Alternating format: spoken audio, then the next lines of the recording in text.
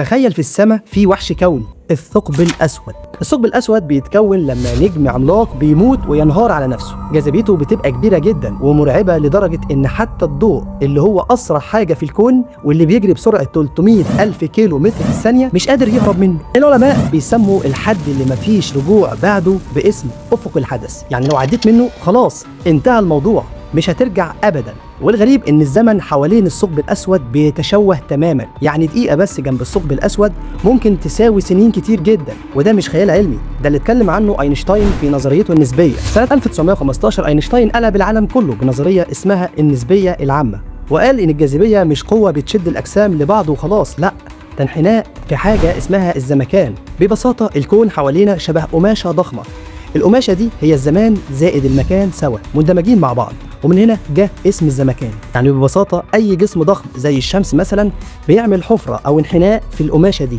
الكواكب بتلف حوالين الانحناء ده، وده اللي احنا بنسميه الجاذبيه. اينشتاين من خلال المعادلات قال ان لو في نجم ضخم جدا انهار على نفسه، الحفره اللي هيعملها في الزمكان هتبقى عميقه جدا لدرجه ان مفيش اي حاجه هتقدر تهرب منها حتى الضوء نفسه.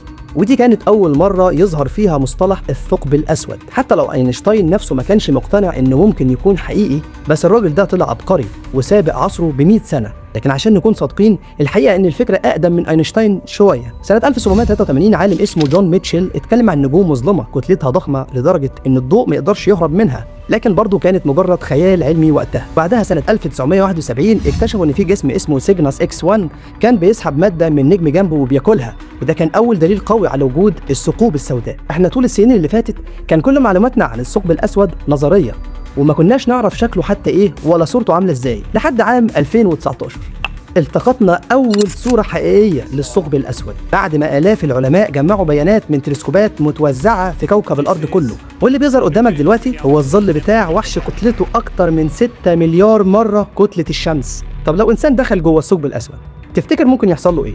العلماء بيقولوا ان جسمه هيتعرض لظاهره اسمها سباكيتيفيكيشن، يعني بيتمدد ويتلاشى جزء جزء لحد ما يختفي تماما. علشان كده سموها ظاهرة الاسباكيتي، يعني بيبقى زي المكرونة الاسباكيتي بالظبط، شوية صلصة كده وبالهنا والشفا. لكن السؤال اللي محير كل العلماء لحد دلوقتي، هل اللي يدخل الثقب الأسود ممكن تكون نهايته بالفعل، ولا ممكن يكون مدخل لعوالم تانية؟ على فكرة أقرب ثقب أسود لينا موجود في مجرتنا درب التبانة، اسمه ساجيتاريوس A ستار، ضخم جدا وبيبعد عن الارض حوالي 26 ألف سنة ضوئية، يعني احنا في امان منه لحد دلوقتي. الثقب الاسود يا جماعة وحش صامت، لكنه بيحرك خيال العلماء من سنين ولسه مخبي اسرار كتير. لو انت مهتم بالفضاء وعلوم الفضاء اينشتاين، اكتب رايك في الكومنتات وقول لي كمل، واقترحوا مواضيع نتكلم فيها. مستنيكم الحلقة الجاية، سلام.